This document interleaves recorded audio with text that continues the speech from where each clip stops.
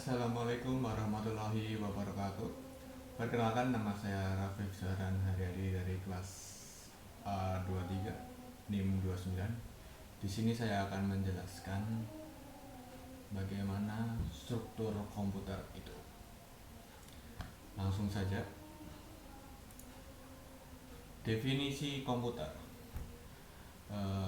Dalam bahasa Yunani, komputer disebut komputare, yang berarti menghitung.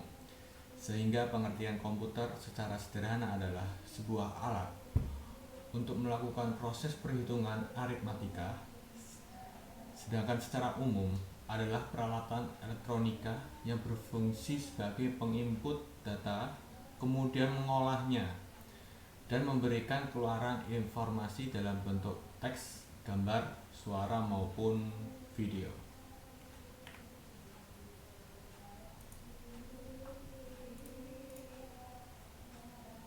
Sistem komputer adalah kumpulan komponen yang saling terhubung dan berinteraksi untuk menjalankan suatu program atau aktivitas yang melibatkan pengguna komputer.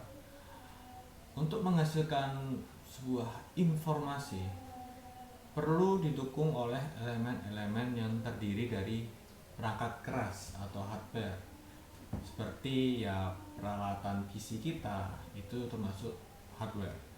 Lalu ada perangkat lunak, software, yang dimana ini adalah sebuah perintah dalam sistem untuk menjalankan proses hardware itu.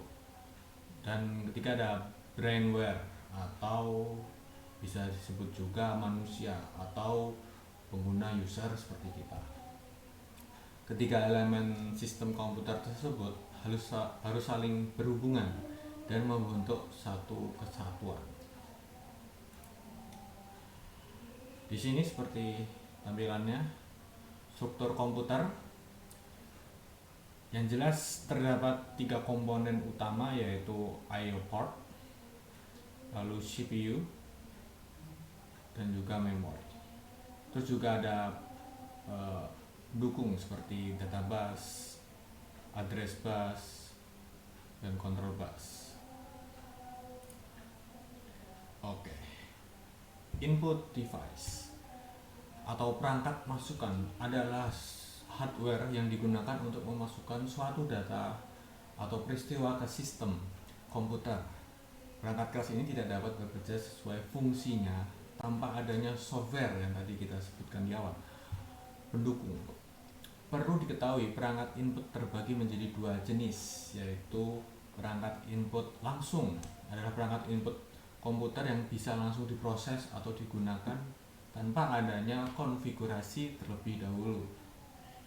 Dalam hal ini, contoh perangkat input langsung adalah mouse dan keyboard, seperti ini mouse.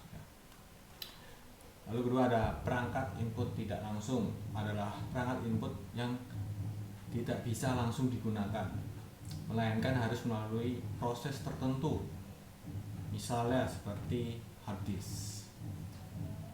Lanjut. Output device atau perangkat keluaran adalah hardware yang digunakan untuk menghasilkan keluaran seperti gambar, suara, ataupun dokumen hard copy. Beberapa contoh output device yang sering digunakan adalah monitor, printer, ataupun speaker. Yang kedua ada I/O ports.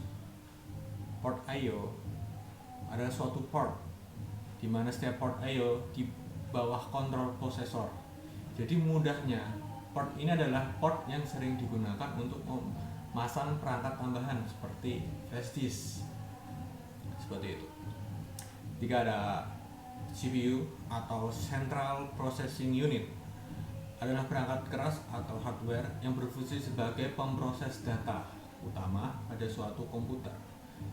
CPU juga bisa diartikan sebagai hardware yang berfungsi menerima dan melaksanakan perintah dan data dari perangkat lunak atau software. CPU ini sendiri memiliki 2 bagian fungsi operasional, yaitu ALU atau Arithmetical Logical Unit sebagai pusat pengolah data. Yang kedua ada CU atau Control Unit sebagai pengontrol kerja komputer. 4 ada memori. Memori adalah perangkat keras komputer yang berfungsi untuk menyimpan data atau informasi pada komputer yang bersifat sementara ataupun permanen. Dalam hal ini, memori terbagi menjadi dua, yaitu memori internal dan memori eksternal. Kelima ada database. Database adalah sebuah jalur perpindahan data antar modul pada sistem komputer. Pada suatu saat tertentu, biasanya masing-masing saluran hanya bisa membawa 1 bit data saja. Oleh karena itu, jumlah saluran menentukan jumlah bit yang dapat ditransfer pada saat itu. Database biasanya terdiri dari 8, 16, 32, atau 64 jalur paralel. Yang keenam ada address bus. Address bus adalah jalur yang digunakan untuk menandakan lokasi, sumber atau tujuan pada proses transfer data. Pada jalur ini, CPU akan mengirimkan alamat memori yang ditulis dan dibaca. Address bus biasanya terdiri dari 16, 20, 24, atau 32 jalur paralel. Contoh penerapan address bus dan control bus. Di sini kita memiliki visual address bus. Yang pertama adalah port NVMe atau Non-Volatile Memory Express. SSD NVMe ini berkomunikasi langsung dengan CPU sistem menggunakan soket PCLA. Pada dasarnya, SSD ini memungkinkan memori flash beroperasi sebagai SSD data langsung melalui soket PCLA tanpa harus menggunakan driver komunikasi SATA yang jauh lebih lambat daripada NVMe. Jadi ini lebih canggih lah, lebih cepat. Kedua ada port SATA. Jadi port SATA adalah antarmuka bus komputer yang menghubungkan adaptor bus host ke perangkat penyimpanan massal seperti hard disk, drive, dan optical drive. SATA mendukung pengaturan yang memungkinkan satu port mengontrol untuk mengolah hingga 15 perangkat penyimpanan. Nah, kita bandingkan NVMe dan SATA yang tadi. Dalam teknologi, jelas sangat unggul NVMe karena dia beda, ada kelas tersendiri. Dan perbedaan ini sangat signifikan sekali NVMe dan SATA ini. Hal ini karena SATA menggunakan driver AHC yang didesain untuk hard disk HDD dengan teknologi berputar. Sementara driver NVMe secara khusus didesain untuk SSD dengan teknologi flash. Di samping itu, NVMe mampu memanfaatkan soket PCLA guna mengomunikasikan antar muka penyimpanan dan CPU sistem untuk keuntungan.